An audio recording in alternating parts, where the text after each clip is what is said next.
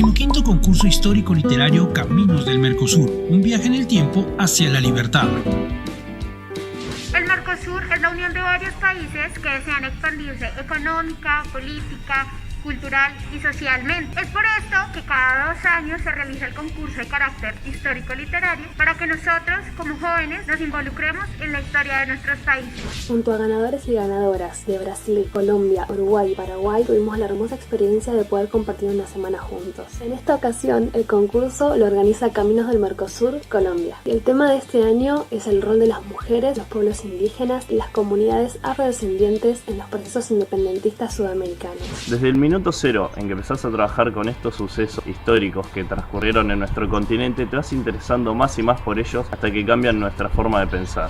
Lo que más me ha gustado del concurso es la oportunidad inconmensurable, sin precedentes, que se ha tenido para poder juntar a jóvenes de toda la tierra americana para poder hablar de temas importantes y ver la postura de la juventud en la actualidad. Creo y estoy segura de que esto nos ayuda a evolucionar de manera social y cultural. Y en base a lo que yo pasé, insto a que todo joven que tenga la oportunidad de ser parte, que se anime, que luche por lo que desee, porque nada es imposible. Si te gusta la historia de tu país, vives en Uruguay, Paraguay, Argentina, Bolivia, Ecuador o Colombia y naciste entre el año 2004 y 2006, te invitamos a participar del 15º Concurso Histórico Literario Caminos del Mercosur. Inscríbete ya en caminosdemercosur.colombiaaprende.edu.co.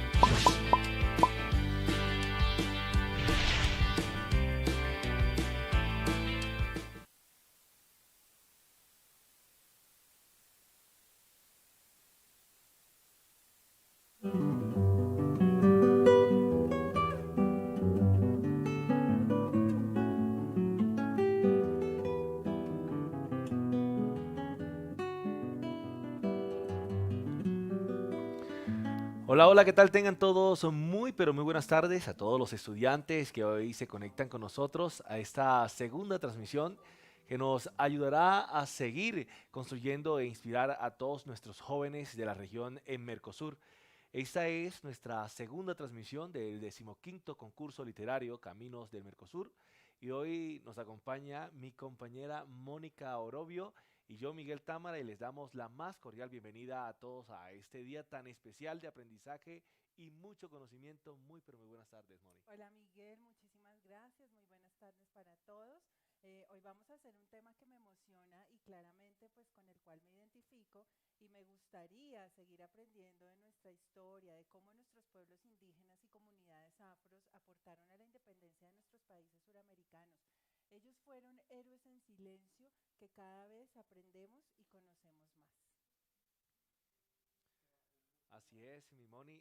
Hoy nos acompañan de diferentes lugares, como pueden ver y como pudimos observar en ese video que acabaron de rodar, países que conforman Mercosur, como tenemos jóvenes de Ecuador, por ahí nos saludan ya de Argentina, de Uruguay, de Paraguay, de Bolivia y por supuesto de nuestra amada tierra Colombia.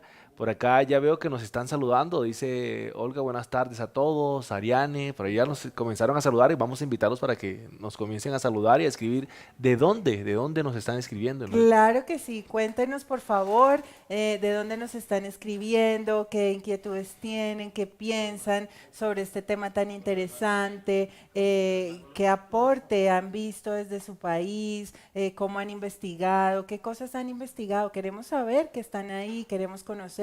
Leonardo, por ejemplo, ahí ya lo estamos saludando. Muy buenas tardes para todos y bienvenidísimos, ¿no? Bueno, pero aún no nos han comentado de dónde nos están escribiendo. Queremos saber de qué país y si pueden decirnos de qué ciudad para ir ubicando los lugares de Latinoamérica donde hoy nos encontramos reunidos y estamos llegando con esta señal 100% digital a sus casas, a sus hogares o donde estén ellos hoy. Puede ser de algunos en oficinas. Que sí, el taller pasado estuvo súper interesante y tuvimos una participación muy importante de la gente de Ecuador, estuvimos conectados pues también con gente de aquí de Colombia, Argentina, Paraguay. ¿Te acuerdas de algunos de los sitios de Ecuador? Que estuvieron conectados sí. la vez pasada de Guayaquil. Desde Guayaquil estuvieron conectados. también.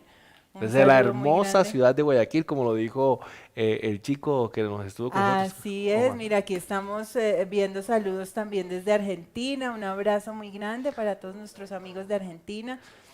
Bueno, queremos saber de qué parte nos están viendo en Paraguay, en Bolivia también, si están conectados con nosotros en Uruguay. Por favor, también que se unan por este chat, pero también queremos contextualizar de nuevo nuestro programa, este decimoquinto concurso literario. Este programa se hace interesante precisamente porque consiste en el desarrollo de un concurso de carácter histórico literario, ¿no? En el que participan Ajá. estudiantes del nivel medio. Acá en Colombia, no sé, en los otros países creo que también manejan el nivel medio es de noveno, décimo y once, que son los últimos 3 años de secundaria de todos estos países de Mercosur que ya hemos nombrado, Moni. Así es, son chicos de 14 a 16 años, los esperamos, bienvenidísimos. Y pues bueno, les cuento que el tema principal de este año es la celebración del Bicentenario y vamos a abordar unos relatos como son las mujeres en los procesos independentistas, que la ¿Qué vez fue? pasada y hablamos mucho sobre eso, aprendimos muchísimo, muchos datos súper interesantes, y los pueblos indígenas y comunidades afrodescendientes en los procesos independentistas, que esto pues ya lo vamos a tomar hoy, vamos a aprender mucho más y pues vamos a tener un experto que nos va a inspirar y que va a inspirar a cientos de estudiantes con un tema tan apasionado como los fueron nuestros pueblos indígenas y nuestras comunidades afros en estos procesos de independencia. Pues quizás muchas de todas estas historias estén, o todo lo que ha transcurrido en esa época ha sido un poco como desconocidas, ¿no? Solamente podemos tener acceso a ellos a través de la tradición oral, de las imágenes, de las calles empedradas cuando vamos a visitar estos lugares, las casas, o los archivos de cada lugar, pues son los que aún siguen guardando un poco estos recuerdos, estas anécdotas, Migue, y pues las escenas de angustia también y de calma que se vivieron por esos días. Sí, a pesar de que acabas de decir de las escenas de angustia, las escenas de zozobra que vivieron todas estas personalidades, a mí me parece mágico el poder tener la oportunidad de conocer esas historias. Claro, así es. La idea es que los jóvenes de toda Mercosur, ojo, por esta razón, el taller que hoy vamos a hacer busca la promoción de la investigación en el aula de clase, de tal manera que los estudiantes puedan comprender todas esas dinámicas sociales, políticas, económicas, dinámicas culturales, locales, actuales y su relación con los procesos históricos asociados en la independencia, mi Moni. Así es, la idea es que los jóvenes de toda Mercosur se inspiren, investiguen y aborden sobre cualquiera de estos temas en cada uno de sus países y participen. Este concurso está buenísimo porque además tendrá como un premio un espectacular computador portátil Lenovo para cada país participante, patrocinado por la Fundación Lenovo. Un aplauso porque Por está muy favor. chévere ese Eso quiere decir regalo. que cada país se va a llevar un ganador, Así es, un un Lenovo. computadorcito. Ya no fuimos Entonces, nosotros, pero ahí tienen ustedes, muchachos. por lo que ya estamos pasados de edad, de Un pronto nuestros poquito, hijos. un par de añitos, eso. Bueno, les quiero recordar a todos los estudiantes y a todos los jóvenes que se conectan y que tienen hasta el próximo 20 de noviembre. Hoy estamos a 3 de noviembre, o sea, les quedan 17 días, como quien dice, para enviarnos esos documentos para que puedan participar por ese espectacular portátil Lenovo, que es un gran premio, ¿no? Es un gran Claro premio, que pero sí. más allá de este premio, la idea es poder compartir algo que nos une y nos identifica como naciones y poder enriquecer nuestros conocimientos, ya que con eso para mí es el mejor premio que podemos tener, Moni. Claro que sí, así es, chicos. Así que si les interesa y les apasiona este punto de partida de los indígenas y las comunidades afro, les cuento que para guiar la investigación, pues les vamos a proponer unas preguntas. A veces no sabemos, la vez pasada lo dije, no sabemos cómo desde dónde partir o cómo hacer. Entonces, pues a partir de unas preguntas creo que es mucho más fácil que nos enfoquemos y que pues vayamos como hacia el tema. Una de las preguntas es, por ejemplo, ¿cuáles fueron los pueblos indígenas o comunidades negras que participaron en el proceso de independencia de tu país? Bueno, otra de las preguntas que ellos pueden guiarse sería ¿qué motivo o qué fue lo que atrajo la participación de los pueblos indígenas y comunidades negras en este proceso emancipatorio de su país? Claro que sí, hay otra que me parece súper interesante también de abordar y es cuáles fueron los territorios que ocupan los pueblos indígenas y o comunidades negras antes del proceso independentista. Una de las preguntas que a ellos les puede ayudar mucho y que los puede ir centrando a la hora de querer construir un documento es cómo cambió la vida de los pueblos indígenas y comunidades negras después de la declaración de la independencia de cada país. Claro que sí, hay otra que es súper clave y es que implicaba en ese momento ser joven y además ser negro o ser indígena en este proceso independentista, ¿no? Bueno, y muchos nos preguntan quiénes pueden participar. Vamos a explicarles quiénes precisamente pueden entrar a concursar. Estudiantes que estén cursando la educación media, como lo habíamos contado, en los países del Mercosur asociados, que queremos decir Colombia, Ecuador, Argentina, Uruguay, Paraguay y Bolivia. Estos 6 países, estudiantes de otros países, pues lastimosamente no van a poder participar. Solamente estos 6 países que hemos nombrado podrán participar y deben ser los estudiantes nacidos exclusivamente en los años 2004, 2005, 2006, que son las edades que tú dijiste, Ok, 14, 15 y 16. así es. También que hayan demostrado en su comunidad educativa habilidades y competencias para convivir con jóvenes de diferentes culturas, creencias, políticas, religiosas, mejor dicho. Claro que sí. Bueno, chicos, y otra pregunta también es cómo participar. Es muy sencillo, pues con toda esta información que les estamos dando, más la información que ustedes reciban en sus colegios, sus profesores, pues ustedes hacen una investigación original sobre el subtema elegido, puede ser cualquiera de los que les estamos nombrando, y la idea es que los presenten en unos formatos. Son 4 formatos, que es un ensayo, hay un texto literario que puede ser una narración, puede ser un cuento corto. También tenemos microvideos, que me parece también súper chévere, no más de 5 minutos. Y tienen la posibilidad también de presentarnos en formato de audiocuento o de podcast. Acuérdense, chicos, que en la página encuentran ya al detalle cómo pueden participar o cómo pueden presentar mejor sus trabajos en los diferentes formatos que les estamos Yo contando. quisiera ver, Moni, en ese chat, cuál es el formato que más le llama la atención a ellos, si el formato de escritura, si el formato del podcast, si el video corto, el corto video.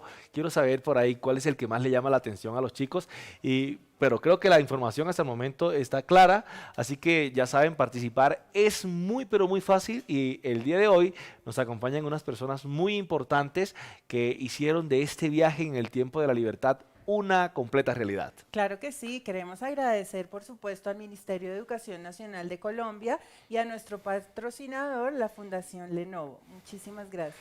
Mil y mil gracias también a la tecnología y a la nueva realidad de la virtualidad. Podemos estar hoy reunidos, como lo decíamos, en un formato 100% digital. Y hoy tenemos a el profesor José Antonio Figueroa, colombo ecuatoriano, ¿no? Ajá. Comparte esas 2 nacionalidades. Él es doctor en antropología y además en estudios culturales y literatura, a quien le apasiona el tema que vamos a tocar el día de hoy.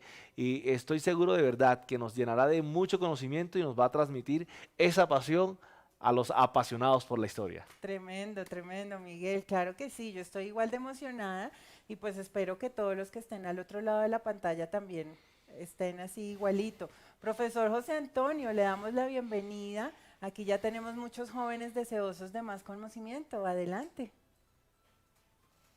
Bueno, muchísimas gracias por esta invitación. Primero creo que hay que resaltar la gran importancia de esta convocatoria para que los jóvenes empiecen a motivarse por sacar a la luz las importantísimas contribuciones que han hecho los afrodescendientes y los indígenas para la construcción de nuestros países, que ha sido fundamental. También me parece que es absolutamente brillante la idea de pensar en algunas estrategias narrativas, como por ejemplo videoclips, pensar en pequeñas narraciones, relatos cortos, porque sin lugar a dudas que estas formas de narración nos permiten dar cierto tipo de voz, descubrir cierto tipo de personajes que normalmente no se sabe su importancia sino a través justamente de esta narrativa. Es importante que ustedes tengan en consideración que una de las fuentes más interesantes de conocimiento, de hecho, de los sectores populares, de los afrodescendientes y de los indígenas en América, es justamente la novela, es el cuento, es la poética. Entonces, les cuento que realmente me parece fabuloso esta idea, ¿no? Entonces, bueno, vamos a hablar hoy efectivamente sobre el tema de los afrodescendientes y de los indígenas en la independencia. Y yo quisiera plantearles una primera interrogante que creo que es importante que la tengan en mente. ¿Por qué será que el papel tan importante que los afrodescendientes y los indígenas han tenido en nuestros distintos países no tiene la visibilidad que merece? ¿Por qué no tiene la visibilidad que corresponde? Y solamente quiero decirles a través de una primera información para que vean lo importante que han sido estos sectores en la construcción de nuestros países, que el primer proyecto de independencia de América Latina es el proyecto de Haití en 1804 y fue hecho por afrodescendientes.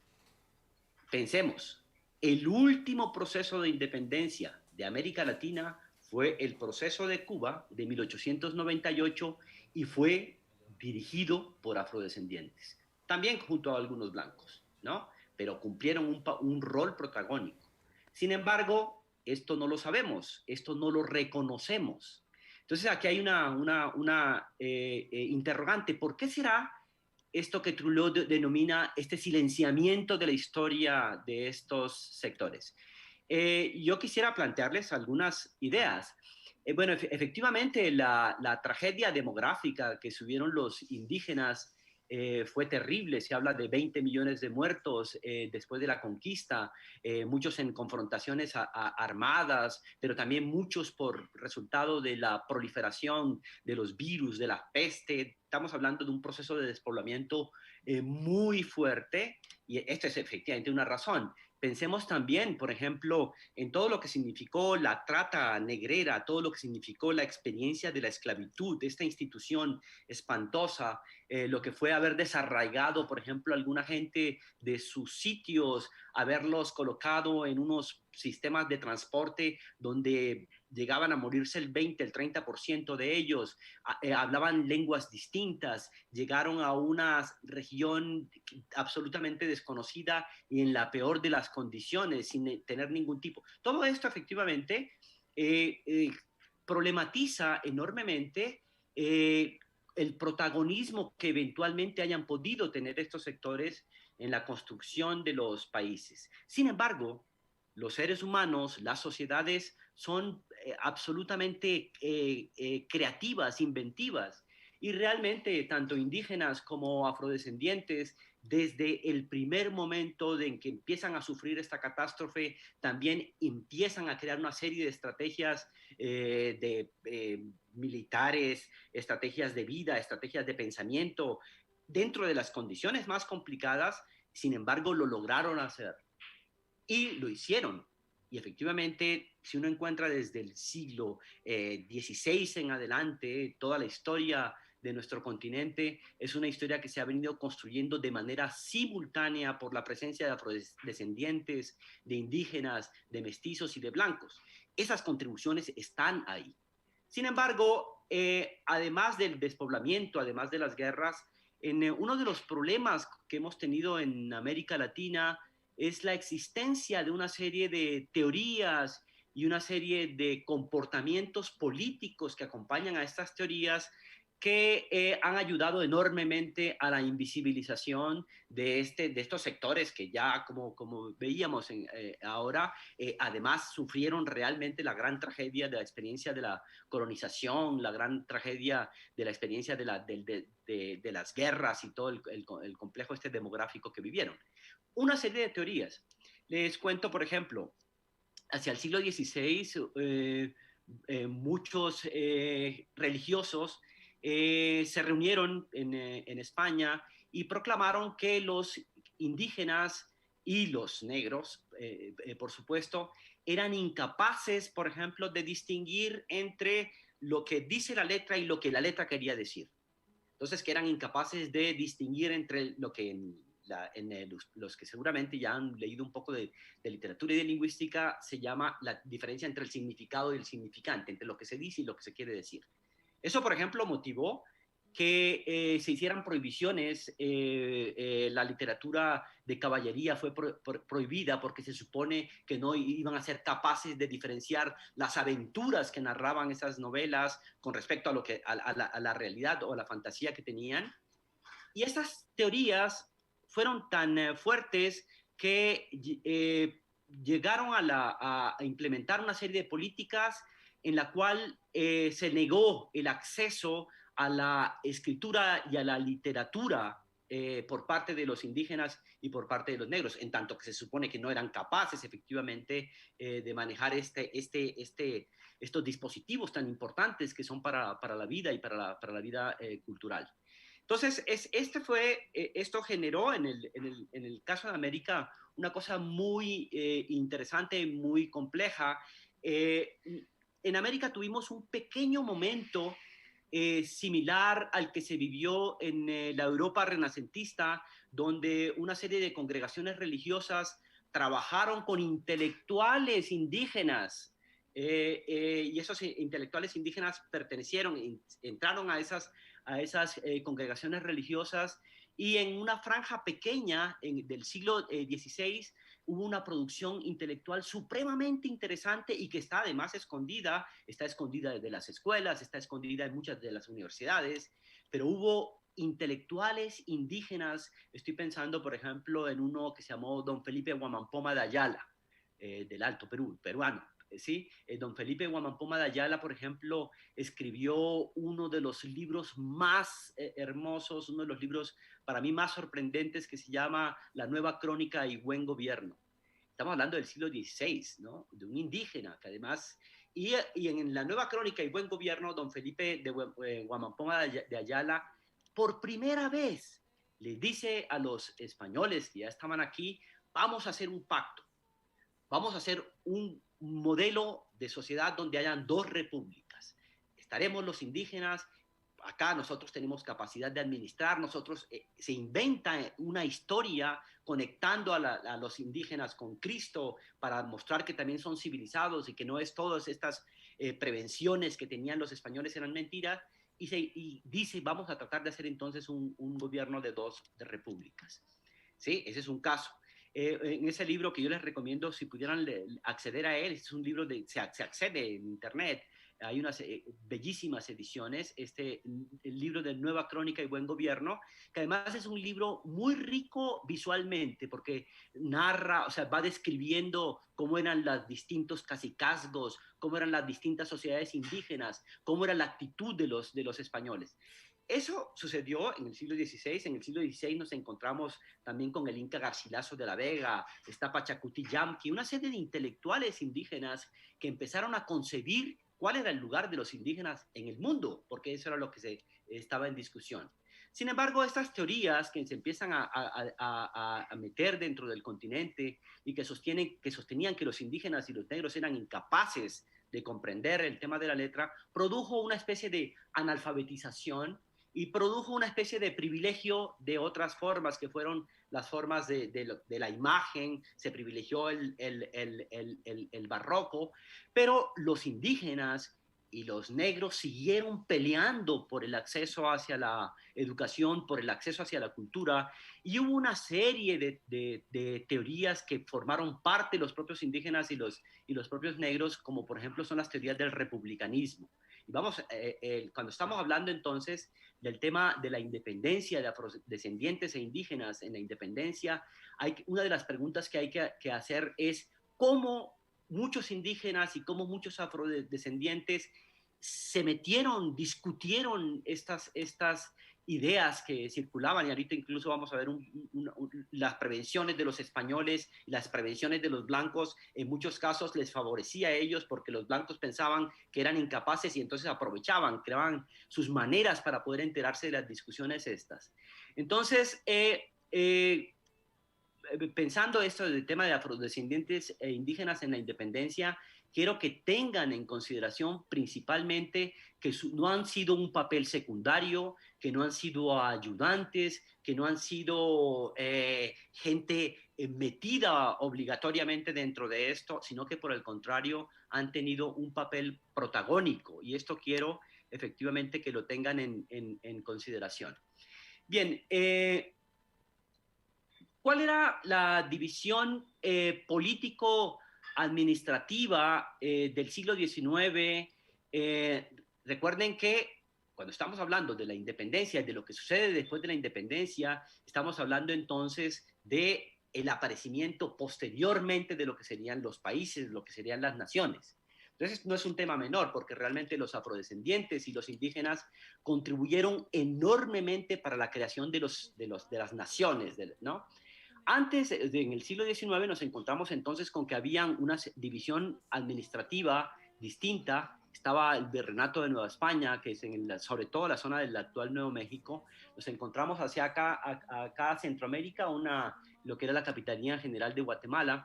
Está el Virreinato de Nueva Granada, ¿sí? Que está ubicado acá, el Virreinato de Nueva Granada. Está la Capitanía de Venezuela. Está el Virreinato del Perú y está el Virreinato del Río de la Plata acá, ¿sí? Entonces, siempre que nos vamos a aproximar a las historias de los indígenas y de los afrodescendientes, tenemos que ver en dónde estaban ubicados. Y sabemos entonces que no estaban necesariamente ubicados en lo que conocemos como estados nacionales, sino en estas divisiones administrativas. Y eso es una cosa muy, muy curiosa por lo demás, porque estas divisiones administrativas imponían unas formas de gobierno sobre los indígenas y sobre los negros, pero también existía mucha gente que era libre. Ya vamos a ver esto. Entonces, esto es importante que lo tengan en consideración, que no estamos hablando entonces de los países es un tema posterior, el proyecto incluso de hacer países unificados fracasa, pero estamos hablando entonces de esta división político-administrativa.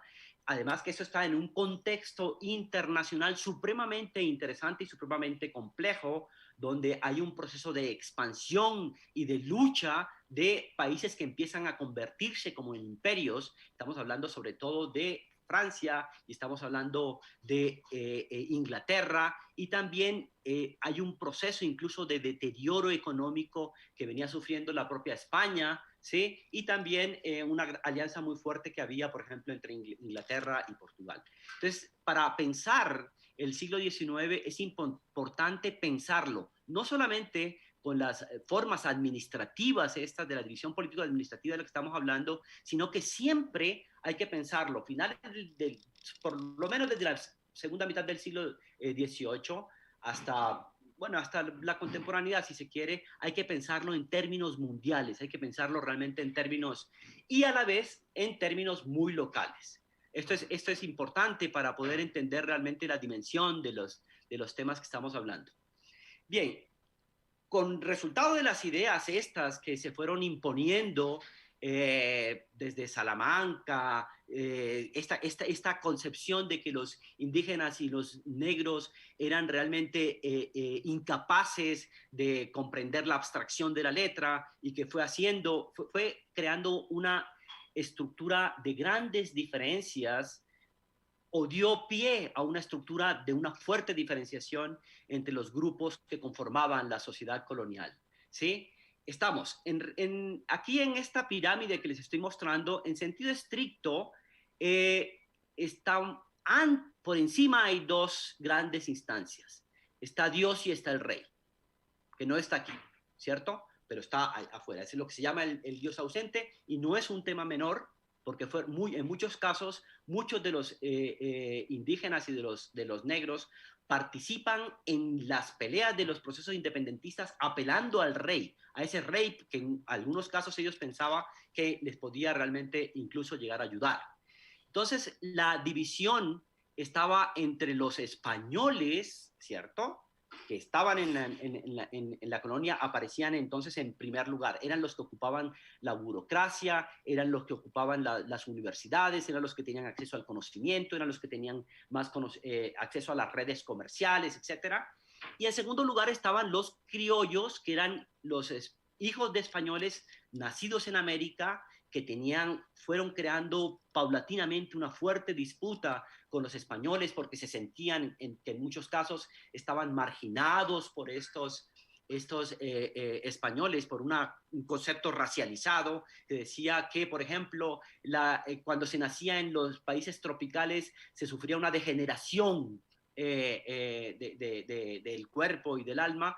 Entonces esas teorías decían directamente que los españoles tenían una cierta superioridad sobre los criollos, y eso fue generando resentimientos, fue generando conflictos y necesidad incluso en algún momento hasta de pedir efectivamente la emancipación y la independencia. Aquí hay un punto muy importante dentro de estas castas, que es el tema de los mestizos. En la sociedad colonial, a pesar de que los españoles intentaron crear esa estructura piramidal formada por cada una de las castas, sin embargo, en la colonia y en la colonia tardía había muchos encuentros ilegítimos, había muchas relaciones, de hecho, entre los distintos estamentos, e incluso las relaciones que tenían estos grupos que conformaban las castas, por ejemplo, se daban en el contexto de las fiestas. Las castas tenían sus santos patronos, tenían sus días de fiestas, y en esas fiestas y en los cabildos, en las experiencias políticas, se encontraban gente de distintas castas. Y incluso también se dio el caso de que, por ejemplo, los indígenas y los esclavos negros, para evadir formas de la esclavitud, o por ejemplo para evadir el tema del tributo, se mezclaban efectivamente con los criollos y se mezclaban con los españoles, porque era una forma de evadir la esclavitud y de evadir toda esa sobreexplotación que sufrían los indígenas. Entonces, en el sector de los mestizos es un sector muy importante en América, y de hecho, cuando uno piensa sobre el tema de los indígenas y de los propios negros, siempre tenemos que tomar en consideración qué tanta importancia tuvo el mestizaje en un grupo específico, en una comunidad específica e incluso en un sujeto específico. ¿Sí? Entonces luego vamos hacia el tema de los indígenas. Los indígenas sufrieron un proceso de despoblamiento, una reorganización. Por ejemplo, en ciertas zonas como los Andes hubo quechización. Las órdenes religiosas, por ejemplo, llegaron a imponer el quichua porque era una forma más fácil de poder convertir y poder incluso utilizar esa fuerza laboral. Y estaban los esclavos negros, pero también estaban los libres, los libertos, tanto indígenas como negros. Bien, entonces esta es, digamos, la estructura, que era una estructura que aparentemente es rígida, pero realmente todo el tiempo era transformada, porque la gente se movía, porque la gente no creía mucho en esas estructuras, y incluso por eso podemos hablar de una sociedad fuertemente mestiza, ¿no? Ahora bien, detengámonos un minuto en algunos de los antecedentes de la independencia de América. Para esto es importante ver que estamos hablando de la independencia de América, es un proceso largo que empieza de hecho en 1804 y va hasta 1825. Si tomamos en cuenta esto que es importante, que ya les dije, arrancar con Haití. Tenemos que arrancar con Haití. Haití no puede desaparecer de nuestro continente. Tiene que ser realmente el gran referente. Ya al final quiero un poco decir por qué. Entonces, el largo proceso que viene desde 1804 hasta 1825, ese largo proceso, tuvo una serie de antecedentes importantes en los cuales América del Sur participó. Un importante antecedente fue el de la Guerra de la Independencia de los Estados Unidos. ¿Por qué fue importante este antecedente? Porque en la Guerra de Independencia de los Estados Unidos se empezó a hablar de la posibilidad de crear América, de crear incluso una independencia con respecto al rey. Se empieza a crear por primera vez la imagen de un país, ¿sí? En la independencia de los Estados Unidos se debió también, sepan ustedes, bueno, digamos, el proceso de construcción del país como país también se recayó en manos en gran medida de los esclavos. La parte del sur de los Estados Unidos estaba dedicada hacia la producción de tabaco y algodón, y esa fue una zona muy fuerte que de hecho empiezan unos sectores a tratar de, o sea, ya tienen tanta riqueza que se dan cuenta que era mucho mejor empezar a pensar en la independencia. Y ahí aparecen también las primeras discusiones sobre cuál es el papel que los esclavos y los negros deben tener dentro de eso. Y hubo cosas muy interesantes, por ejemplo, los británicos, para tratar de evitar que los esclavos se aliaran con los independentistas, empiezan a reclutarlos y a prometerles la libertad.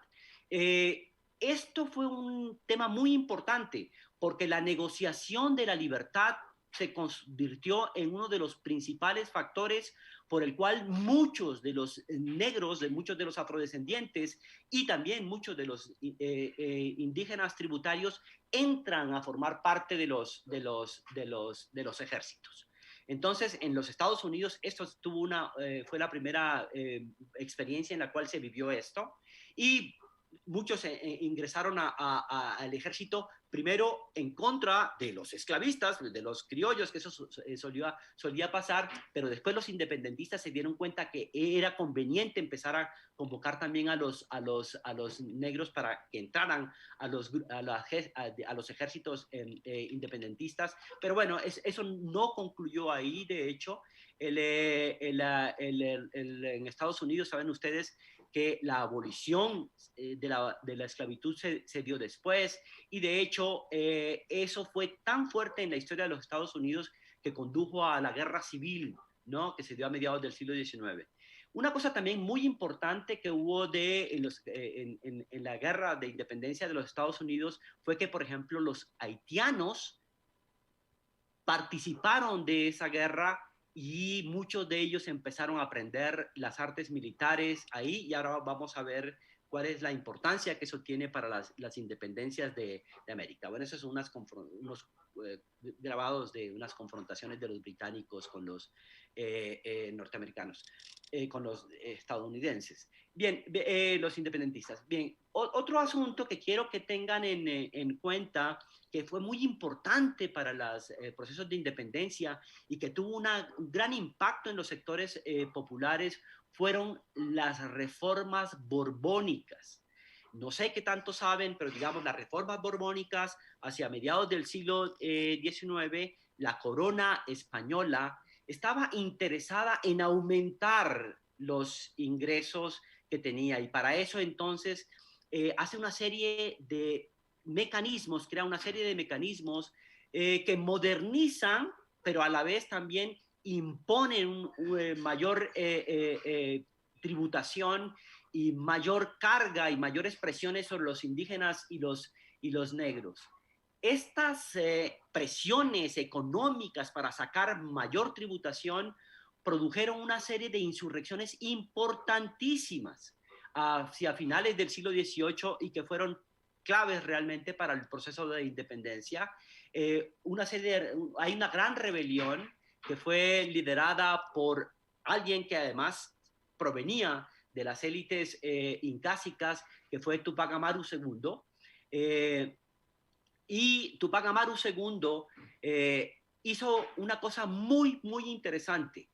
En la rebelión de Tupac Amaru II empezaron a participar negros empezaron a participar mestizos, empezaron a participar blancos pobres. Entonces, Tupac Amaru creó incluso un frente que fue supremamente interesante y lo hizo principalmente con un tipo de consigna que fue importante en la segunda mitad del siglo XVIII y una gran parte del siglo XIX, esa consigna que decía que viva el rey y muera el mal gobierno. Porque lo que hacían muchos de estos sectores populares que trabajaban en frentes populares era acusarle efectivamente a los oidores, a los virreyes, que eran ellos los responsables realmente de la situación económica que se venía viviendo.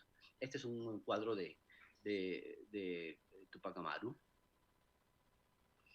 Bien, en el caso de la zona de Colombia, de la zona hacia la frontera con Colombia, por la zona de Santander, se dio una interesantísima rebelión también previa a la independencia, que fue la rebelión de los comuneros, en la cual hubo una amplísima participación de indígenas que estaban estableciendo unas demandas en contra de los tributos. Sí, porque como las reformas justamente les impulsaba a sobreexplotar a los indígenas en el caso de la rebelión de los comuneros llegaron al grupo de 1.500 apoyando a una serie de motines que se dieron y que se enfocaron principalmente contra lo que se llamaron las guardas de las rentas del aguardiente y del tabaco. Ahí hay dos grandes figuras en el caso de los comuneros. Uno es un mulato, José Antonio Galán era un mulato, y está Manuela Beltrán, bueno, étnicamente no sé, mestiza seguramente, pero que tuvieron un papel muy importante. Ambos venían de sectores pobres, digamos, de sectores populares, y llegaron a romper los edictos. Manuel Beltrán rompe el edicto de las contribuciones y llegan incluso a crear una gran movilización que viene desde la zona de Santander en Colombia y llegan hasta Bogotá. Ahí hubo, y esto sucedió con muchísima frecuencia, el virreinato establece una negociación con José Antonio Galán y luego cuando ya se desmovilizan incumplen los acuerdos y de hecho Galán fue ajusticiado.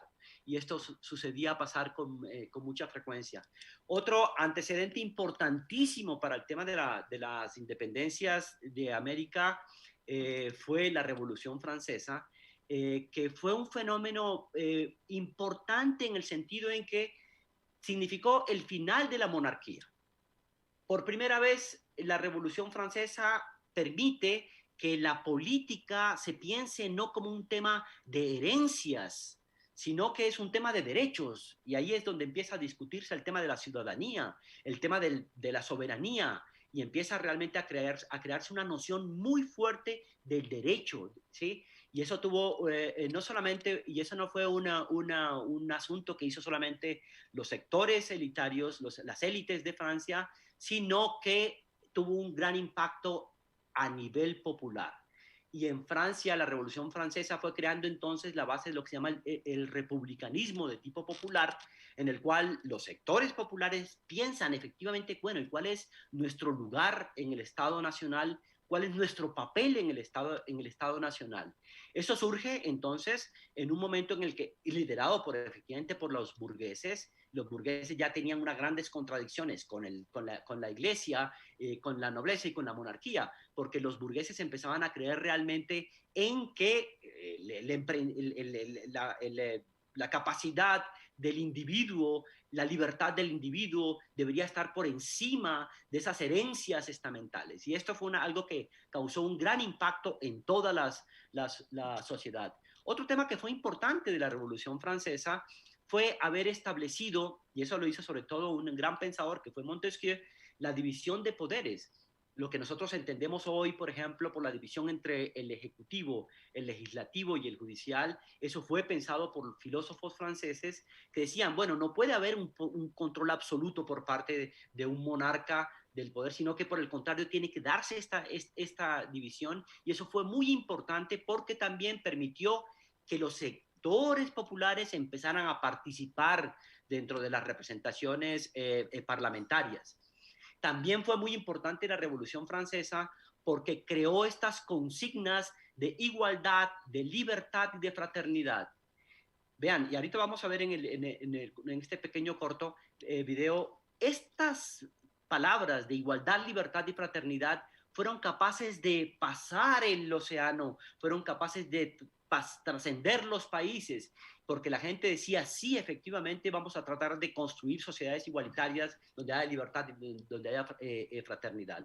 También es cierto que había un momento de una grande decadencia de la monarquía, una monarquía que fue renuente a implementar reformas que tenía que hacer, y esto entonces creó realmente una condición de bastante radicalización. La Revolución Francesa fue muy radical, la monarquía fue destruida, fue guillotinada, ¿sí? Y como resultado también de la terquedad de la propia monarquía a haber hecho las reformas que tenía que haber hecho, porque la sociedad ya no era la misma sociedad del siglo XVII, no era la misma sociedad del siglo XVI. Bueno, entonces ahí vamos ya directamente. Conectado con todos estos asuntos que estamos hablando, está nuestra primera gran experiencia de independencia, que fue la independencia de Haití, ¿sí? Donde hubo lo siguiente, un grupo, un colectivo nacional de negros, ¿sí? Lucharon contra dos elementos simultáneamente y triunfaron porque destruyeron eso. Primero contra la esclavitud, haber organizado una sociedad, una guerra, ¿cierto?, entre 1791 y 1804, que fue capaz de destruir la esclavitud, y por otro lado, conseguir la independencia, porque Haití no solamente que destruyó la esclavitud, sino que logró independizarse con respecto a Francia, lo cual fue, digamos, es uno de los más importantes acontecimientos políticos de la modernidad, de un país que logró entonces la destrucción de la abolición de la esclavitud y por otro lado la independencia nacional. Haití tiene una historia muy compleja, muy rica. Fue la colonia más rica de América. Estaba basado fundamentalmente en la explotación de azúcar. Fue el tercer productor de azúcar del mundo. También ahí hay una gran producción de algodón, de café. Pero a la vez era una sociedad en la cual había unas grandes divisiones sociales. Los franceses blancos, ricos, muchos de ellos también ausentistas, sobreexplotaban de una manera, de unas dimensiones increíbles a la población esclava, y también había en muchos de estos blancos franceses vivían en Francia. Se creó un pequeño sector, un mediano sector de pequeños propietarios, pero también hubo un sector importante de mulatos y negros libres que conformaban una sociedad al lado de los esclavos, que estaban sometidos, como les digo, a un sistema impresionante de explotación, que llegaban a trabajar hasta 20 horas al día. En este contexto es donde aparece, dentro de los libres, una serie de pensadores, gente que empieza a meterse dentro de las discusiones que se están dando en el caso de Francia, empiezan a meterse, a conocer, y hay un caso que es absolutamente excepcional, un caso sorprendente, o sea, realmente por las mismas condiciones en las que lo logró esto, y es nuestro primer gran líder de las independencias, que es Toussaint Louverture, ¿sí? Quien había sido esclavo, aprendió a leer y a escribir, tenía un gran conocimiento de la medicina tradicional, fue cochero, ¿sí? Y su propietario, por ese nombre, le admiraba tanto que realmente le dio una serie de condiciones para que se ilustrara.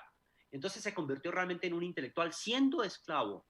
Y en 1791 hubo un levantamiento muy importante en el contexto de una fiesta, ya lo vamos a ver ahorita en el pequeño, y él participa de este levantamiento que fue liderado por un jamaiquino de nombre Bogman, y ahí es donde empieza a entrenarse militarmente Toussaint Louverture, ¿sí?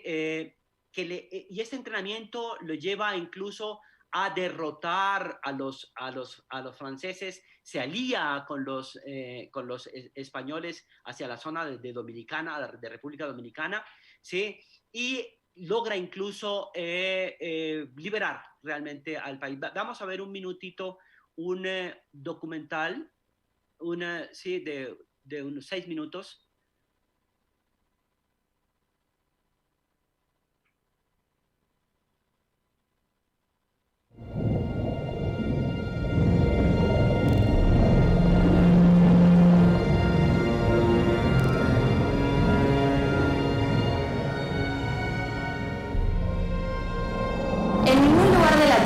Se concentraba tanta miseria como en un barco negrero. La trata de esclavos...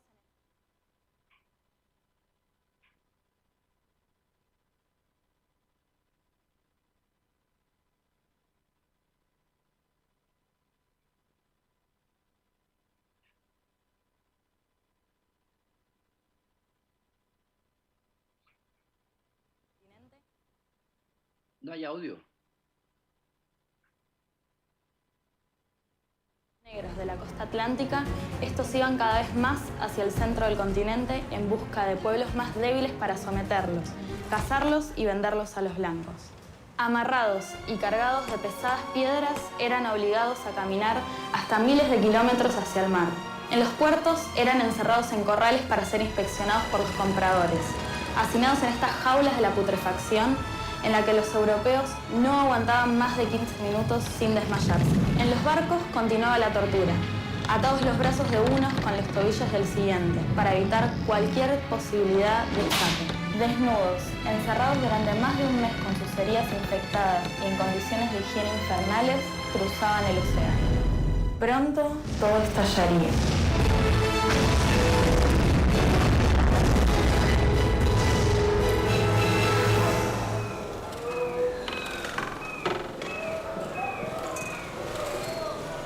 Una vez en el puerto, eran nuevamente examinados y marcados en el pecho con hierro candente.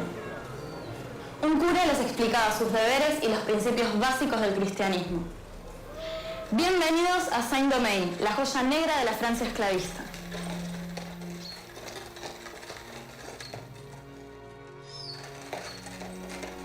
Él es James. Con tan solo 15 años tuvo que vivir todo esto. Desde entonces trabaja como esclavo en una plantación de caña de azúcar. James. ¿Me pasas a vos, por favor? Sí. ¿Cómo estás? Como ves, con hambre como siempre, trabajando sin descanso, latigazo tras latigazo. Hoy mataron a un hermano por nada, porque el amo estaba de mal humor. Otra vez lo de llenarlo de pólvora y hacerlo volar. Dice que mañana traerá a otro más joven, lo de todos los días.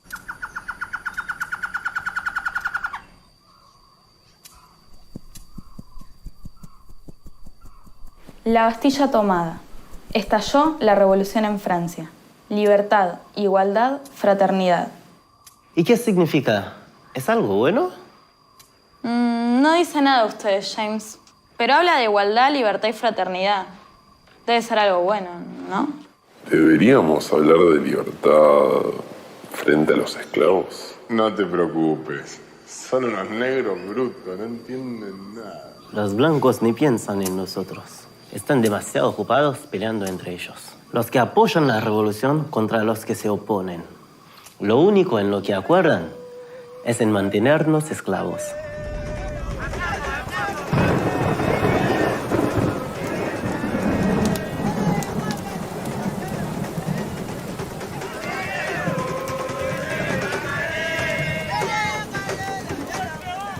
Está todo listo. En cuando ardan las plantaciones, se nos sumarán desde las ciudades. Esa es la señal. Ya está todo organizado. Derribemos el símbolo del dios blanco. Esa cruz que tan a menudo nos ha obligado a llorar.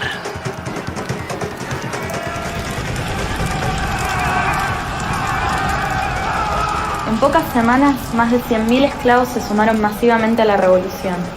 Algo bueno se venía, ¿viste? Los esclavos blancos de Francia se levantaron, mataron a sus amos y ahora disfrutan los frutos de la tierra. Nosotros conquistaremos de igual forma nuestra libertad. Estos relámpagos anuncian el trueno. Solo es necesario un jefe valiente. ¿Dónde está ese gran hombre con quien la naturaleza ha contraído la deuda de sus hijos vejados, atormentados y oprimidos? ¿Dónde está? Aparecerá, sin duda. Surgirá y hará ondear la sagrada bandera de la libertad. Un libro famoso de la época que clamaba por la revolución de los negros contra la esclavitud cayó en manos del esclavo más preparado para usarlo. Solo se necesita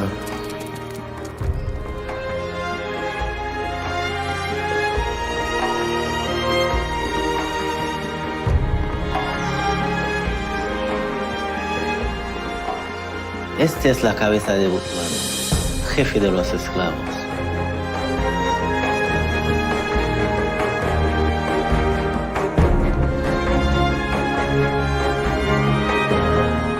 Los blancos, con su habitual desprecio, solo tienen para nosotros terror. Masacran a quien sea, masacran a los que no se habían rebelado, masacran incluso a los esclavos que los habían ayudado a escapar. Ya no queda esclavo que no comprenda que la única esperanza es la revolución.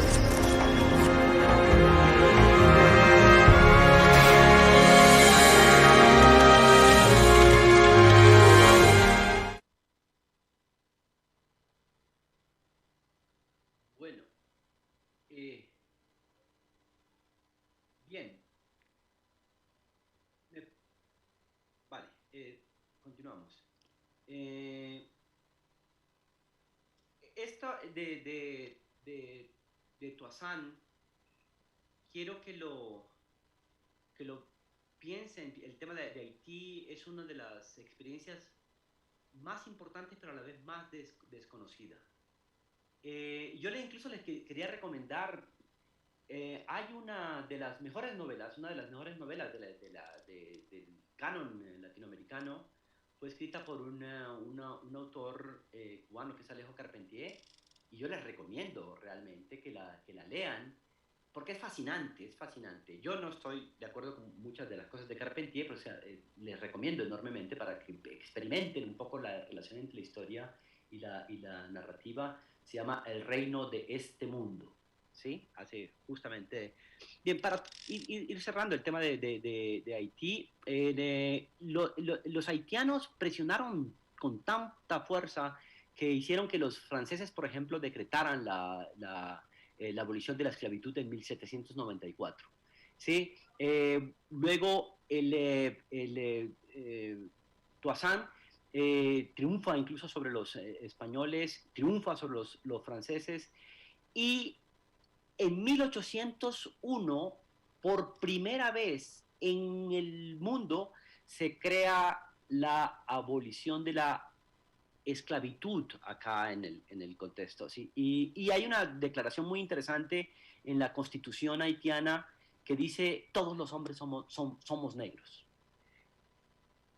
Porque es para romper todo el tema del racismo, y estos fueron intelectuales supremamente influidos justamente por la Ilustración, que contribuyeron con la Ilustración estos intelectuales haitianos. Sucedió un asunto en el caso de Francia, hubo la restauración por parte de Napoleón. Napoleón negocia con Toussaint a través de su cuñado, que es el general Leclerc, el cuñado de Napoleón, y le dicen a Toussaint que tenga ya la guerra y que van a reconocer la pelea por la que venía haciendo. Y mentira, cuando Toussaint se entrega, ¿sí?, a Leclerc, lo cogen preso y lo llevan para Francia, y muere de pulmonía en una prisión francesa. Incluso en Napoleón restauró la esclavitud en Haití. ¿Esto qué fue lo que produjo entonces? Que los la gente que venía trabajando con Toussaint continuó organizada y radicalizaron la guerra, y Dessalines, que fue Jacques Dessalines, que fue un gran ayudante de Toussaint, continuó la guerra y ganaron, y realmente se tomaron el poder y decretaron el primer país libre a Haití en 1804. Este es Pétion, que fue el... después del asesinato, Dessalines fue asesinado, y luego sube Pétion, que es este señor que está aquí.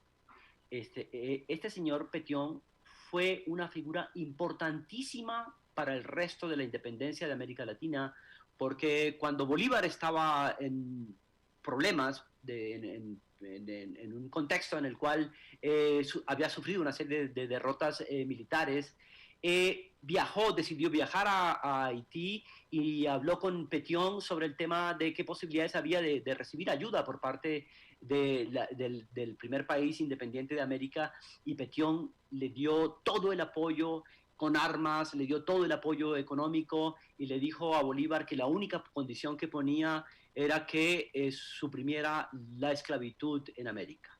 Y Bolívar le dijo que sí.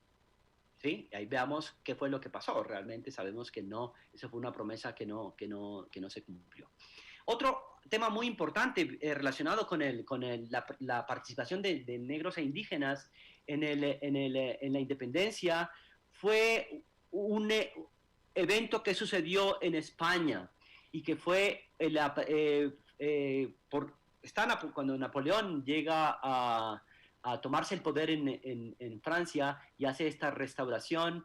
Uno de los temas que hizo fue que apresó a Fernando VII, que era el rey Borbón de España, y el apresamiento de Fernando VII motivó tanto en España como en América que los cabildos empezaran a reunirse para discutir, bueno, y ahora que está el rey está detenido, ¿qué vamos a hacer? Y se convocaron lo que se llamó las Cortes de Cádiz, que fue algo supremamente interesante porque, y quiero que tengan esto en mente, las Cortes de Cádiz fue, estando preso Fernando VII, una serie de discusiones en las cuales participaron los americanos y participaron los españoles para pensar en la posibilidad de hacer un gran país, incluyendo España e incluyendo América. Y de hecho, yo creo que también se podría haber pensado en incluir en Filipinas, aunque no lo sé en este momento con seguridad.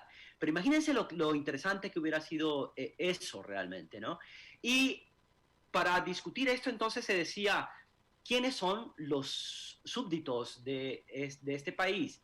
Y se tenía absoluta claridad que tenían que ser los criollos, que tenían que ser los españoles, y hubo una serie de discusiones sobre qué lugar iban a tener los indígenas y sobre qué lugar iban a tener los afrodescendientes. Los americanos, que estaban además interesados en posicionarse ya en sus países, colocan en Cádiz la tesis de que los indígenas y los afrodescendientes deberían ser considerados súbditos de España, o sea, pertenecer a la Gran España con iguales derechos. Sin embargo, muchos de los españoles y también muchos de los criollos americanos se opusieron a esa idea y dijeron, sobre todo en el caso de los negros, argumentaban que los negros no eran naturales de América. Los criollos tampoco lo eran y los españoles tampoco lo eran, pero sí se consideraban ellos naturales, y decían, a los indígenas sí les podemos considerar esa posibilidad porque son nativos de América, pero a los africanos no, porque ellos son africanos y África pertenece realmente al reino de la barbarie, cuando realmente, si uno mira en sentido estricto, tanto africanos como españoles habían llegado prácticamente en el mismo tiempo, ambos estaban viviendo en las mismas experiencias, claro, los unos viviendo la esclavitud, los otros viviendo la libertad, pero realmente ambos formaban parte de América. Entonces, uno de los argumentos que sacaron los blancos españoles fue decir que no se les podía otorgar la ciudadanización a los negros porque ellos no eran nativos de acá. Sin embargo, este tipo de declaraciones que hicieron los americanos motivó en muchas ciudades que se hablara de la igualdad de las razas, incluso que se dieran una serie de mecanismos tendientes a reconocer los derechos de esos sectores. Sin embargo, hay que ver un asunto, y es que en 1812 se había hecho una nueva constitución, pero Fernando VII es liberado y deshizo todos los acuerdos que había hecho con los americanos. Y esta es una de las razones más importantes de la independencia, la ruptura de los acuerdos que se estaban creando en las Cortes de Cádiz. Esto entonces creó una serie de reacción en todo el continente. Y aquí nos encontramos con lo siguiente.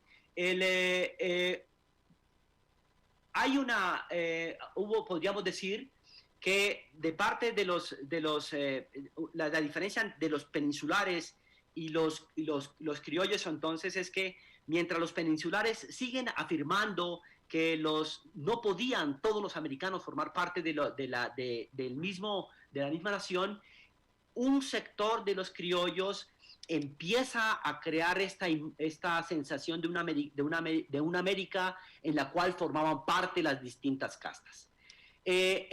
Cuando es liberado Fernando VII en 1813, rompe con esos acuerdos, declara ilegal la Constitución, y ahí es donde realmente aparece este proceso de independencia muy fuerte. Los criollos americanos empiezan entonces a prometer, una cosa que ya habían hecho los norteamericanos unos años antes, a prometerle tanto a indígenas como a los afrodescendientes la libertad para entonces empezar a engrosar los ejércitos.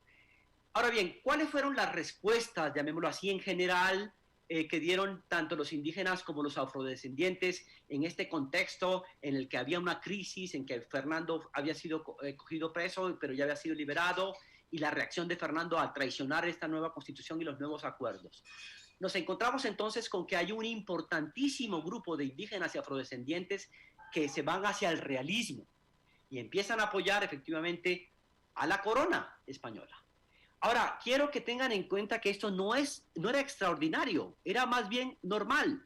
Si ustedes se toman en cuenta que tanto los criollos como los funcionarios eran los que explotaban realmente a los indígenas y a los negros, ellos tenían incluso la imagen de que el rey podía ser una figura benefactora que les ayudara. Entonces, hicieron una pelea muy fuerte contra los administradores, ¿sí? No se aliaron a los criollos y eran realistas en el sentido en que apelaban a la bondad del rey. Y eso pasó con muchísima frecuencia. En el caso de otros sectores, plegaron con muchísima cantidad y en un gran número hacia el ejército independentista. Muchos de estos, así también como sucedió con los realistas, ingresaron a los ejércitos realistas, por ejemplo, porque los propietarios de ellos eran realistas, entonces eran forzados a entrar a esto, pero en muchos casos también lo hicieron de manera voluntaria y de manera muy clara, porque sabían efectivamente qué era lo que estaba en juego. También sucedió con los independentistas, y sobre todo en el caso de los independentistas, casi todos los afrodescendientes e indígenas que participan de los ejércitos independentistas lo hacen negociando el tema de la libertad. Era la condición. Incluso hubo un asunto muy importante, y es que los ejércitos, de hecho, se empezaron a conformar como experiencias en la cual sentían los afrodescendientes y los indígenas que empezaban a crear derechos. Los ejércitos sentían incluso en muchos casos por la valentía que ponían hacia eso, lograban el ascenso y los ejércitos empiezan a reconocer entonces la participación, por ejemplo, de los pardos, que esto fue muy importante, y es un fenómeno que empieza a ocurrir desde las independencias del continente y que pasa incluso hasta la independencia de Cuba. Muchos de los afrodescendientes que participan en el ejército independentista lo hacen porque en el ejército también se da una experiencia de igualdad racial, porque realmente los blancos y los indígenas y los negros se necesitaban. Entonces fue una experiencia supremamente interesante.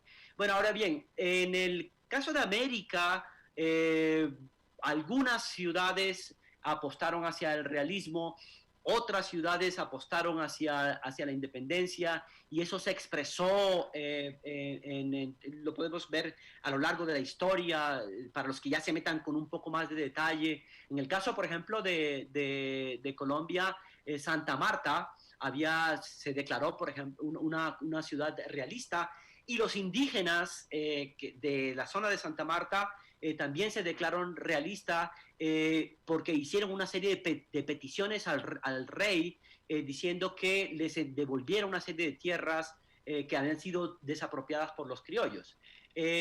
También tuvo una fuerte rivalidad con Cartagena, ¿sí? Y hubo una serie de guerras entre ambas ciudades a lo largo desde 1810 hasta 1824. Una ciudad que también fue realista, por ejemplo, fue el caso de Pasto. En Pasto sucedió un asunto muy complejo porque mientras Quito había sido una ciudad independentista desde 1810, muy tempranamente, sin embargo, había una rivalidad entre las dos ciudades, y cuando se declara el Quito como independentista, entraron a Pasto, saquearon a Pasto, y esto también calentó mucho los ánimos de los realistas de Pasto, y en Pasto se conformó un bloque realista apoyando a España, en el cual también participaron negros, participaron mulatos e indígenas de esa zona del Patía, ¿no? Que incluso lograron derrotar a los quiteños. Luego entra Antonio Nariño en esa confrontación, ¿sí? Le derrotan, pero luego entra Bolívar y hubo una resistencia que hizo Agualongo hasta que fue totalmente ya derrotado una vez triunfa Bolívar. Entonces vamos viendo en ese caso cómo hay distintas opciones por parte de estos sectores.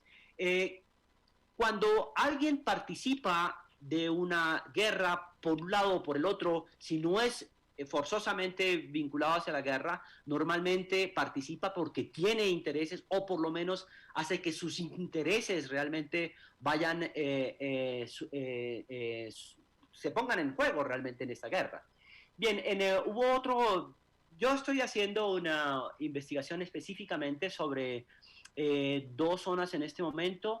Una es la zona de Esmeraldas, que está ubicada hacia el norte del Ecuador, y también estuve haciendo una investigación sobre el tema de la independencia y de la guerra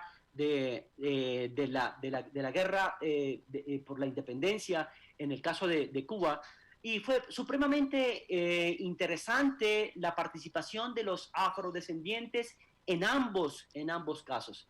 La zona de Esmeraldas, por ejemplo, es una zona muy interesante en términos históricos, porque yo les contaba ahora que hubo un señor que se llamó Sebastián de Illescas, hubo en el siglo XVI un naufragio que permitió que durante casi un siglo un grupo de afrodescendientes vivieran ahí, se mezclaran con grupos indígenas y fueron reconocidos como un reino durante casi 100 años. La zona de Esmeraldas es además una zona que está directamente vinculada con una zona que se llama Barbacoas en el departamento de Nariño, que fue una zona de una gran riqueza minera. Muchos de los afroesmeraldeños, después de que se acabó el grupo de Illescas, realmente el gran poblamiento estuvo vinculado con mucha gente que se escapaba de las minas de Barbacoas, mucho cimarronismo.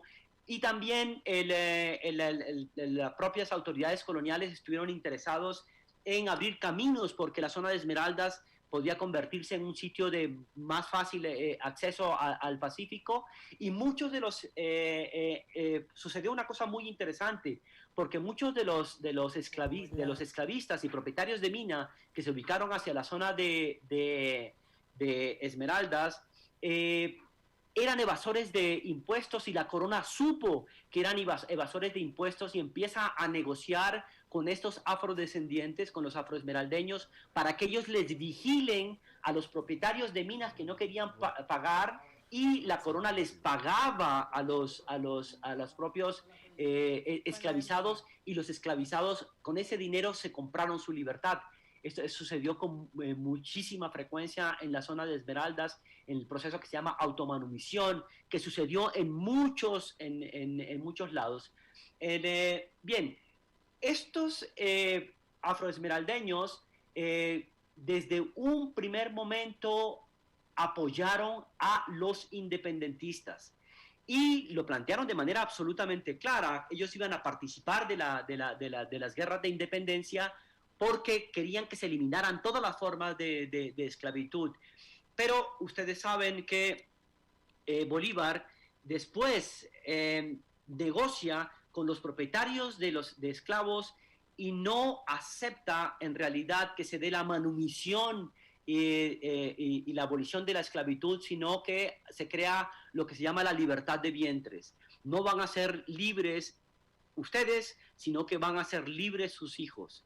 Y eso hizo realmente se convirtió en un problema muy, muy grande, porque imagínense lo que es aplazar la libertad, y eso hizo que Esmeraldas, y así como en muchas zonas, esta traición, este incumplimiento de los acuerdos, hizo que hubiera una especie de movilización política permanente, que en el caso de Esmeraldas terminó en la Revolución Liberal, porque estos sectores negociaron también con los liberales para que después, unos años después, para que también fueran ellos los que dieran la libertad.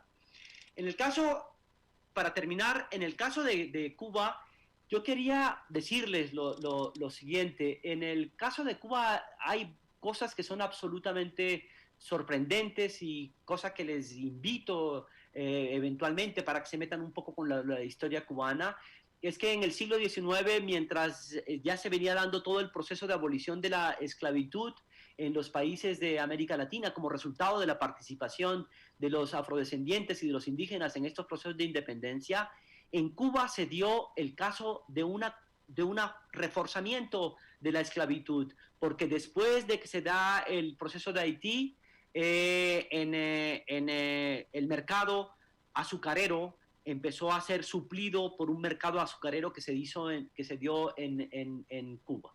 Ahora, en Cuba, los afrocubanos, los afrodescendientes, desde temprano, desde los mismos periodos de independencia del resto de los países de América Latina, crearon también posibilidades emancipatorias, crearon también posibilidades independentistas.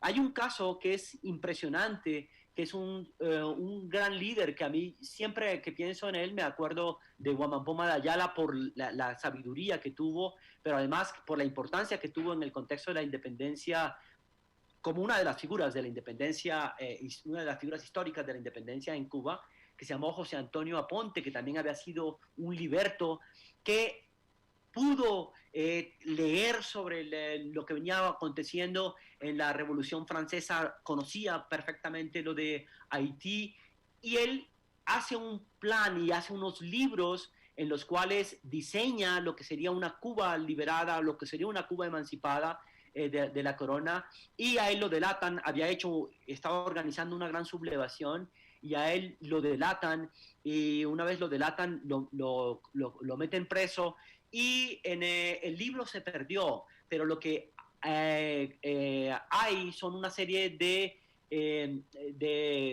peticiones de los torturadores que le exigían y le decían que cuáles eran las fuentes que le habían hecho a él llevado para escribir ese libro, que cómo así tenía esa información. Entonces es una cosa muy, muy curiosa y muy fuerte, que hubo una excelente exposición de arte en Cuba hace unos meses, en el cual ese libro perdido ha sido sustituido por estas confesiones hechas bajo tortura.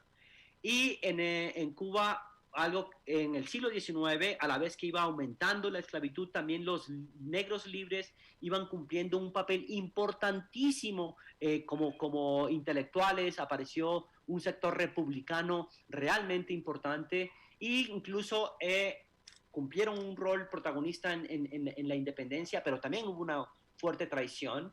Y en Cuba, después del periodo de independencia, tardío, sucedió un fenómeno que fue el racismo de Estado, del cual quisiera hacer un par de reflexiones para terminar sobre esto.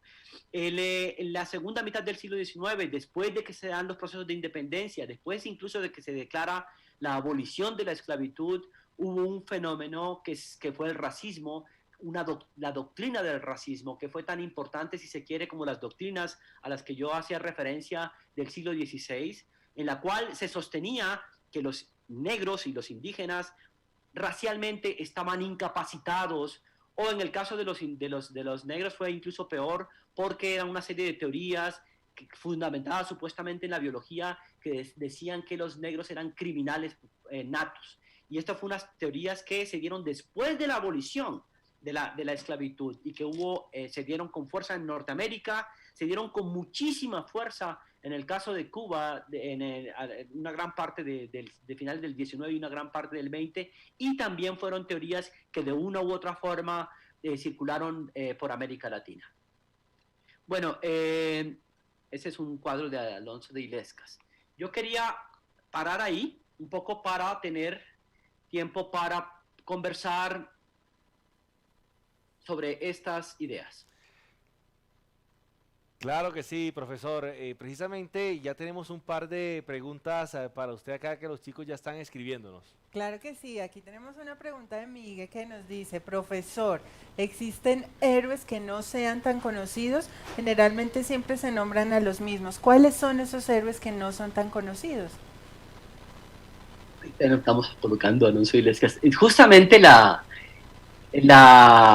creo que uno de los intentos de los propósitos más importantes de esta charla y de estas dos charlas, de hecho, con el tema también del papel de las mujeres, es justamente empezar a rescatar estos.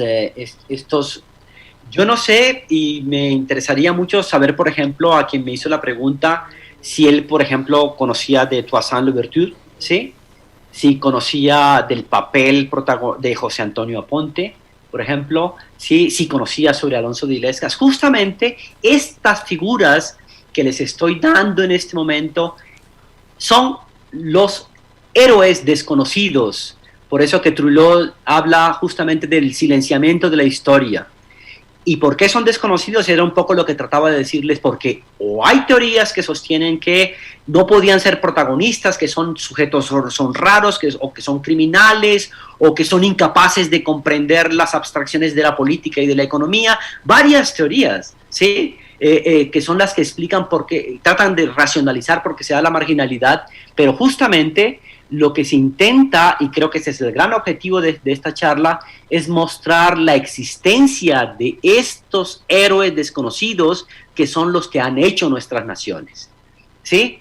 Y es importante también que tengan en consideración, es muy plural.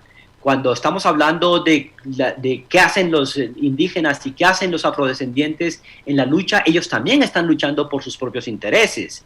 Cuando estamos, por ejemplo, pensando en un líder indígena realista como Agualongo, tenemos que saber que Agualongo estaba tratando de negociar con el rey y que estaba tratando de diferenciarse, por ejemplo, de los que le cobraban a él los tributos, ¿sí?, que eran en última los criollos.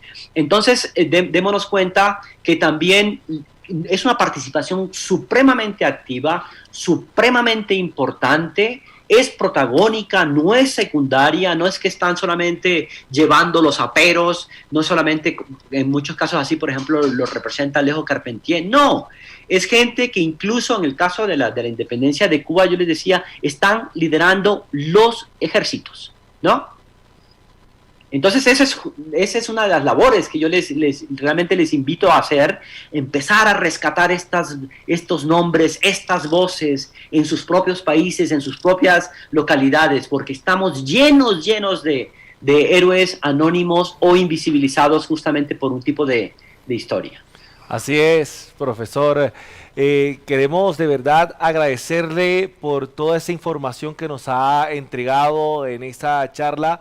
Sabemos que los chicos están muy atentos a todo lo que usted nos ha brindado el día de hoy. Tenerlo acá para nosotros ha sido de verdad un privilegio, y para todos los que se conectan también ha sido un gran privilegio poderlo escuchar, cosas que no conocíamos. Usted se le nota que es un apasionado por ese tema de la historia, y hoy nos ha ilustrado de gran manera para que estos chicos pues prácticamente puedan realizar sus documentos y puedan participar por ese premio tan espectacular que tendremos. ¿Tenemos otra pregunta, Moni? Claro que sí, claro. Bueno, finalmente como parte como de todo este conocimiento que nos tiene aquí, pues todas estas historias tan interesantes que nos cuenta el profesor, pues digamos que a mí me queda un poco, antes de ir con la pregunta, me queda un poco como esa inquietud, es que realmente podamos reconocer que hay diferencias, pero que esas diferencias lo que hacen es que han unieron fuerzas, ¿sí? Desde la parte del indígena, desde la parte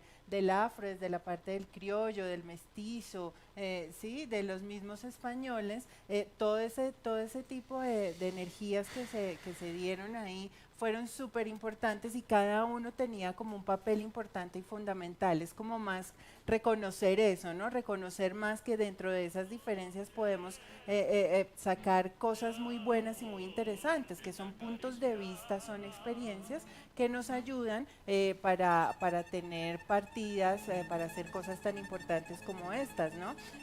Yo tenía, acá hay otras, tenemos muchas preguntas, hay mucha información, estamos como súper enganchados con el tema, y hay otra pregunta que nos están haciendo, y es, profesor, si Haití fue tan importante en este proceso, porque ahora está sumido en una pobreza y en una desigualdad tan impresionante.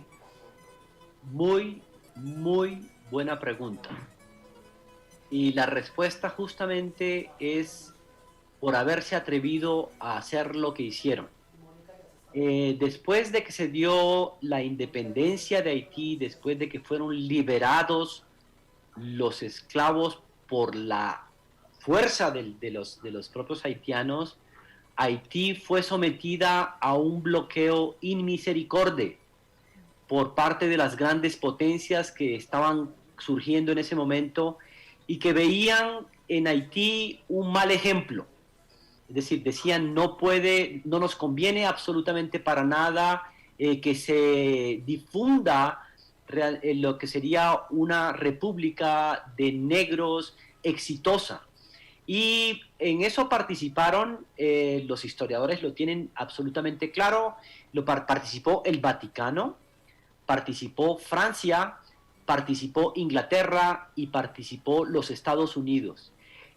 El asunto fue tan complejo, tan terrible con Haití, que los haitianos hasta 1930 aproximadamente todavía le estaban pagando a los franceses indemnización por su independencia. Los franceses le obligaron a los haitianos a pagarle durante más de 100 años lo que ellos calcularon tenían que haberle pagado si Haití hubiera continuado siendo colonia. Y no es un tema menor. Entonces se dio un aislamiento, y realmente al interior de Haití empezó a darse un proceso también de descomposición por ese bloqueo, por esa situación que empezó a vivirse, y surgieron unos dictadores terribles que rompieron muchísimos de estos grandes legados. Hay dos, el padre e hijo, que se llama Papadoc y Nenedoc, que fueron tristemente célebres, pero que también estuvieron muy cercanos a los Estados Unidos. Haití también sufrió muchísimas invasiones de los Estados Unidos, e incluso invasiones militares que quitó su soberanía realmente, ¿no? Entonces, sí.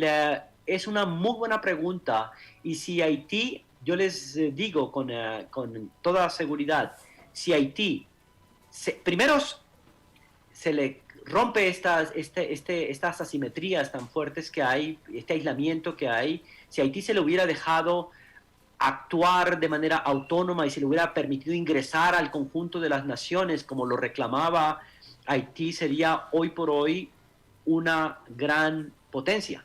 Pero no se podía admitir esto, sobre todo un sistema que era muy racista, el que se vino dando en el siglo XIX y una gran parte del siglo XX, concebir una república de negros exitosa. Así es, doctor José Antonio, y teniendo en cuenta esto que nos está comentando, surge otra pregunta, ¿qué es lo que ha pasado con estas comunidades afros acá de este lado del Cono Sur? Por el tema de Argentina. Bien, es otra pregunta muy compleja.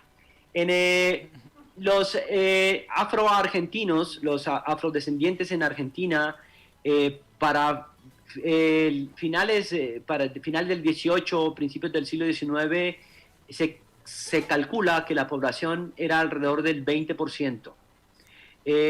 Esa población, incluso después de tuvo una participación muy activa en las guerras contra los ingleses, cuando los ingleses invadieron Argentina. Por eso que les decía realmente de que los ejércitos empezaron a convertirse en espacios muy importantes para los afrodescendientes y también para los indígenas. Participaron muchos en el ejército, defendieron a la Argentina de los ingleses, e incluso se dio un asunto muy interesante, y es que en el primer gobierno de Rosas hubo incluso un incremento de la población afrodescendiente en Argentina que llegó al 30%. El 30% de la población argentina era afrodescendiente. Sin embargo, en el siglo XIX un fenómeno que ocurrió, y esto es algo que quiero plantearlo con certeza, se los digo porque es basado absolutamente en mis investigaciones. Hubo una guerra con Paraguay, y el Estado argentino conformó a los ejércitos fundamentalmente de negros, y ahí hubo un proceso de aniquilamiento, un genocidio en esa guerra, un genocidio racial. Ahora, yo les cuento que políticas de racialización, de marginación, de exclusión de la nación de los negros es un asunto que lo han hecho varios estados. Incluso lo hizo Cuba. Cuba a finales del siglo XIX, cuando incluso demográficamente la población negra podía representar la posibilidad de llegar a ser mayoría en el país, se empezaron a pensar una serie de mecanismos de sacar a los negros de Cuba una vez terminara la esclavitud. Se llegó a pensar a mandarlos nuevamente al África, destierros para que una vez desterrados no volvieran. Se creó una prisión a la cual en las Filipinas se llamó de Fernando Po, donde fueron mandados muchísimos negros, justamente para crear un despoblamiento, con toda la tragedia que esto significa. Entonces, el reconocimiento de la importancia de los afrodescendientes y de los indígenas en nuestra historia es también un reclamo para el lugar que tienen que tener en los estados nacionales. Esto es algo importante, porque no podemos seguir pensando en que las zonas más vulnerables, donde la gente más se muere por efectos de la pandemia, donde hay más efectos desastrosos por las guerras, donde hay más desposesión, siguen siendo las zonas donde viven negros e indígenas, porque eso es despoblamiento. Eso es racismo. Entonces, por eso es importante estas acciones intelectuales de reconocer el papel tan importante que estos sectores han cumplido en nuestras naciones. Doctor José Antonio, como quien dice, hemos dado bastante contenido a todos estos chicos para que puedan realizar sus documentos de antemano. Muchísimas gracias de verdad por toda su participación en esta nueva versión del concurso literario Mercosur. Para nosotros y para los estudiantes que se encuentran en casa fue un verdadero placer, un honor tenerlo el día de hoy con nosotros en este live, y queremos agradecerle una vez más a todos ustedes por estar ahí siempre conectados. No sé si Moni quiere contarle algo al profesor. Sí, tenemos aquí como otra pregunta que es como súper interesante. Nos vamos con la última, pues porque por cuestiones de tiempo, ¿no? Nos toca, aquí nos podríamos quedar toda la vida, un par de horas más. Pero Leonardo nos dice que por qué aún hoy en día los gobiernos siguen siendo racistas en Latinoamérica, es decir, seguimos viendo que los pueblos más abandonados por los gobiernos son los afros y son los indígenas. ¿Por qué a estas alturas de la vida todavía no hemos reconocido o no hemos entendido que somos iguales? ¿Por qué en nuestra mente no está que antes, por ejemplo, decían que los afro y que los indígenas no tenían alma? Así como tú lo estás diciendo, que por eso ellos no podían aprender, decían que eran seres desalmados. Ahora, ¿qué es lo que está pasando y por qué hay un cierto halo, pues, o una secuela de este tema tan importante, profesor? Sí, muy buena pregunta. El tema del racismo en América Latina es complejo porque en América Latina, como yo incluso les comentaba ahora, la posición que tuvieron, por ejemplo, los criollos en el contexto de Cádiz, permitió crear la imagen de que había una especie de democracia racial. Se supone que entonces que en América Latina no había racismo, pero realmente lo que sí había era una ilegitimidad. Sí, yo escribí un libro que se llama Realismo Mágico, Vallenato y Violencia Política en el Caribe Colombiano, que justamente apunta a mostrar cómo las ilegitimidades de las relaciones interraciales fueron un gran problema que escondía esto de la supuesta democracia racial en América Latina. Entonces, tenemos una historia en que, a diferencia de los Estados Unidos, donde se habla directamente del problema racial, se ha discutido, se han planteado políticas públicas contra el tema racial. Nosotros tenemos una historia en la que el tema del racismo recién se está hablando en los años recientes. Sí, digamos, somos un grupo de investigadores que estamos tratando de colocar el tema del racismo, hablar así, los temas del racismo, porque no se hablaba. Entonces, es importante, ya se está hablando, ya se están implementando políticas públicas, ya hay que ver el racismo desde las instancias más cotidianas hasta las más institucionales. Cuando hablamos de racismo en las instancias más cotidianas, hay que ver por qué, por ejemplo, no tenemos suficiente presencia de negros e indígenas en la televisión, en los medios, en las gerencias, en los grandes negocios. ¿Qué es lo que está pasando? Ahí hay un asunto de discriminación, que realmente seguimos en un modelo en el cual esos sectores no están todavía llegando a los lugares de poder, y yo sé que sí les interesa hacerlo. Entonces eso hay que hablarlo.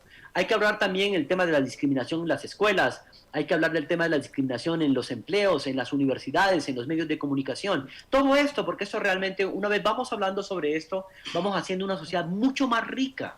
Es decir, la lucha contra el racismo y la destrucción del racismo es algo que nos conviene a todos, en la medida en que vamos construyendo, a propósito de lo que decía, es decir, ciertos conceptos de igualdad son irrenunciables para poder entonces hablar también de ciertos conceptos de diferencia.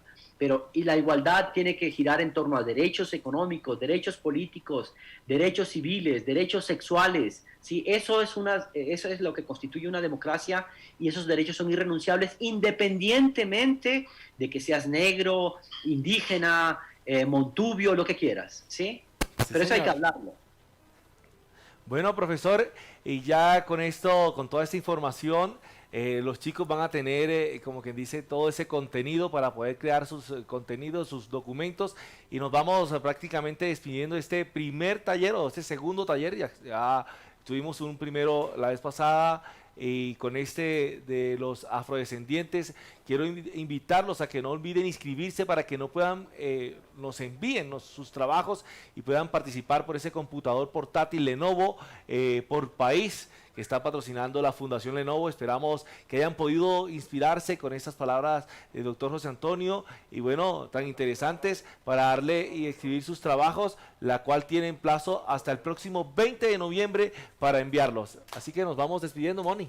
Claro que sí, muchísimas gracias, profe, interesante, increíble esta charla, le agradecemos enormemente, le mandamos un abrazo en la distancia y pues además qué rico es haber podido compartir todas estas experiencias de cada uno de los países suramericanos y pues ya con esto les cuento que nos vemos el próximo 11 de diciembre ya con la premiación final de los mejores trabajos para tener a los ganadores de cada país. Chicos, pilas, tienen mucha información, tienen tiempo, tienen energía, creatividad, entonces por favor los esperamos, inscríbanse y muchísimas gracias por estar aquí con nosotros.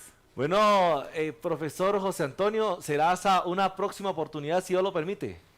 Muchísimas gracias, un fuerte abrazo y adelante y los mejores éxitos, ¿no? Bueno, muchas gracias nuevamente, será un gran cierre que seguro nos van a sorprender con grandes trabajos e investigaciones que nos ayudarán a seguir construyendo nuestras naciones, seguro se lucirán, estamos seguros que se van a lucir y nos veremos pronto y no olviden que si tienen dudas las pueden hacer aquí en esta página donde nos están viendo en esta transmisión. Muchísimas gracias para todos, inscríbanse por favor, tenemos hasta el 20 de noviembre y nos veremos pronto.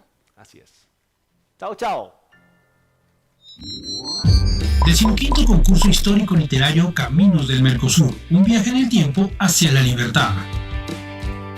El Mercosur es la unión de varios países que desean expandirse económica, política, cultural y socialmente. Es por esto que cada 2 años se realiza el concurso de carácter histórico-literario para que nosotros, como jóvenes, nos involucremos en la historia de nuestros países. Junto a ganadores y ganadoras de Brasil, Colombia, Uruguay y Paraguay tuvimos la hermosa experiencia de poder compartir una semana juntos. En esta ocasión, el concurso lo organiza Caminos del Mercosur, Colombia. El tema de este año es el rol de las mujeres, los pueblos indígenas y las comunidades afrodescendientes en los procesos independentistas sudamericanos. Desde el minuto cero en que empezás a trabajar con estos sucesos históricos que transcurrieron en nuestro continente, te vas interesando más y más por ellos hasta que cambian nuestra forma de pensar.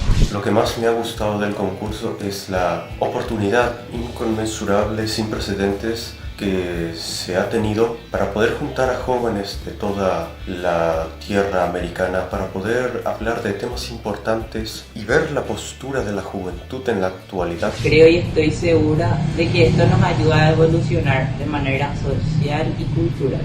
Y en base a lo que yo pasé, insto a que todo joven que tenga la oportunidad de ser parte, que se anime, que luche por lo que desee, porque nada es imposible.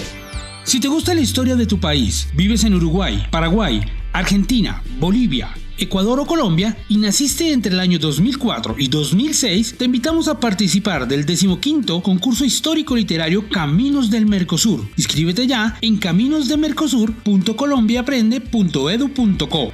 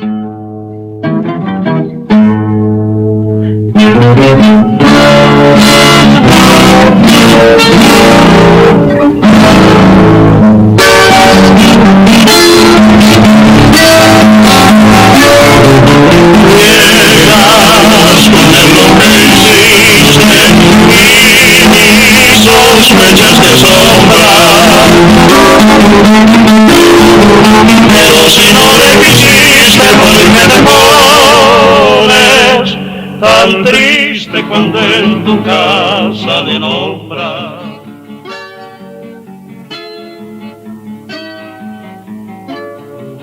Llegas con el lo que hiciste y mis sospechas te asombran.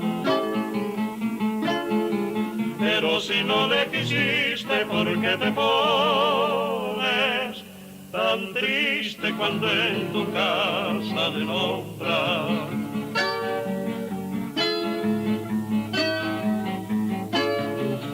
Dices que son cosas mías y que te estoy engañando, mas porque le sonreías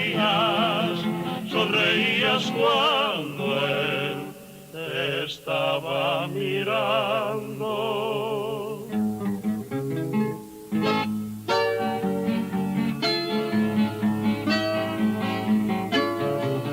Si aún en no ser te empeñas, culpable como pareces, si él te odia y tú le desdeñas, ¿por qué tantas veces sos bien enteros por señas?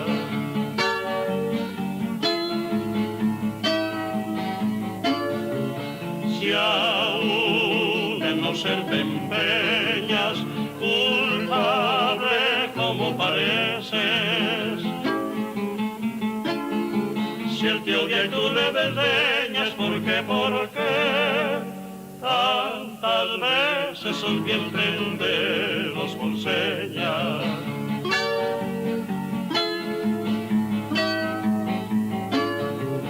Si no dejaste en derroche de amor que te acariciara, porque te azotó una noche con él.